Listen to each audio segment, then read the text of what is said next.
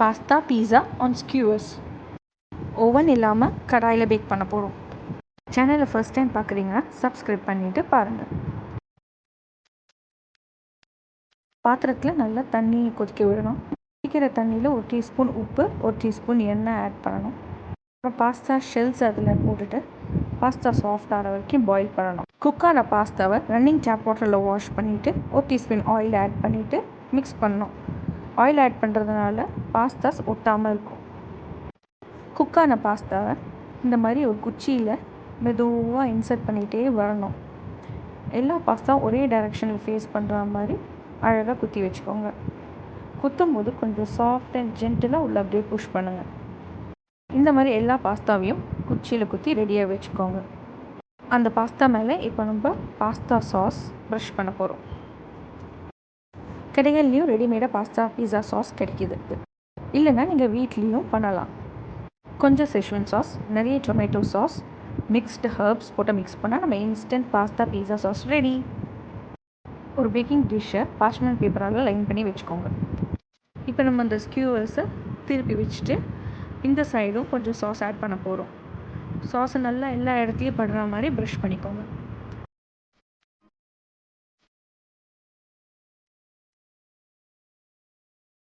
அது மேலே கொஞ்சம் பீஸா சீஸை ஸ்ப்ரெட் பண்ண போகிறோம்.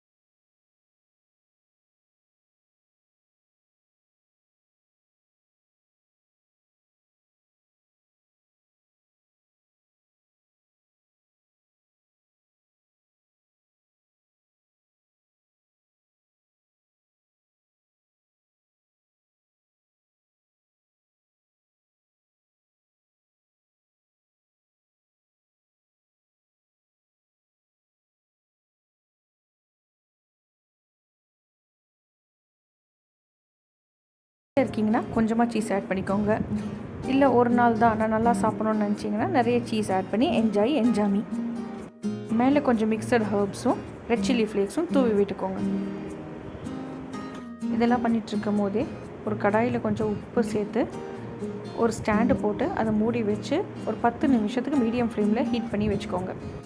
ஆன உடனே இந்த ஸ்கியூவர்ஸ் பிளேட்டை அதில் வச்சு க்ளோஸ் பண்ணி சீஸ் மெல்ட் ஆகிற வரைக்கும் குக் பண்ணிக்கோங்க. நம்மளோட பாஸ்தா பீஸா ரெடி. இந்த மாதிரி எல்லா ஸ்கியூவர்ஸையும் குக் பண்ணி எடுத்து வச்சுக்கோங்க. உங்கள் ஃபேவரட் சாஸ் கூட சூடாக சர்வ் பண்ணுங்கள். இந்த வீடியோ உங்களுக்கு பிடிச்சிருந்தா லைக் பண்ணுங்கள், ஷேர் பண்ணுங்கள், சப்ஸ்கிரைப் பண்ணுங்கள். தேங்க்ஸ் ஃபார் வாட்சிங். Happy eating.